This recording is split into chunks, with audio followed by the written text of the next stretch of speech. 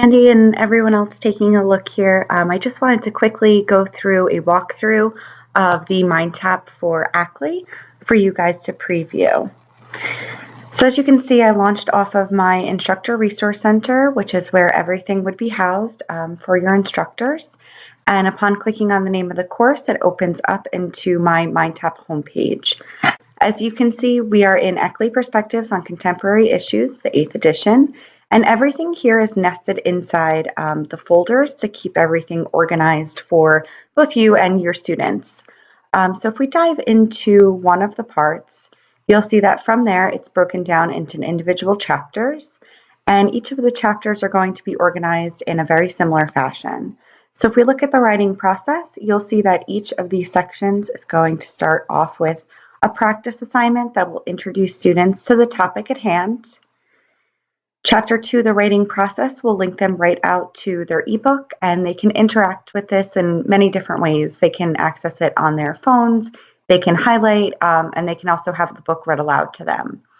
From there, they'll see that there's an assignment that counts towards their grade, and then there is a reflection activity. So these will be the same layout for each of the chapters here. And then if we look at part 2, this is really where the meat of the readings is going to reside for this particular title. So if you'll see, I'll pop over into gender studies. There's going to be actual readings about gender studies in general.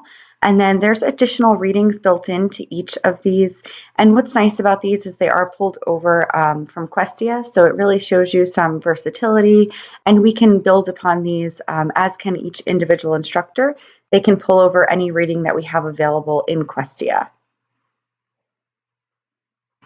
And then if we come down here, you'll also see that there are homework assignments, and these vary on different topics here. So if we look at research and documentation, you'll notice that these are all marked as practice, and we can very easily switch them over to count towards a grade for your students if you want to include that in part of their finer scoring.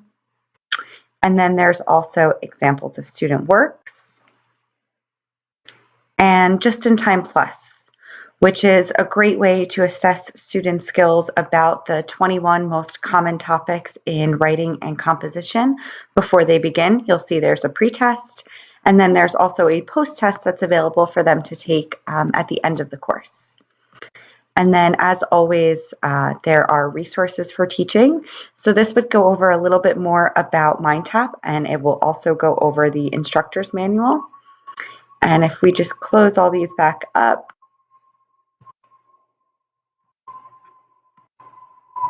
you'll see that you always get brought back to this home learning path. So anytime you want to dive in, you're just opening the folders and then opening up the individual chapter. Now I know that Questia was something that was of interest, so you can always add your own content to the course by clicking the Add button and going into Activity. And if we scroll down here, you'll see Questia as an option. From this home launch page, you can search for magazine articles or peer-reviewed journals or even entire ebooks, and you can add them right into your MindTap course. And let's just add this one.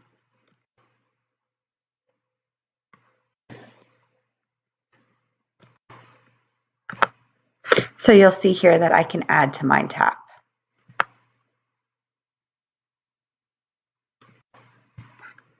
Now if I scroll all the way down, here it is. So students can access these, and what's nice about this option as well is that once you've added it to your MindTap course, it can also be linked right up to your Canvas shell, so students would not have to navigate 2 websites at the same time. And if you have any questions or you get lost, you can always just collapse all and then expand all.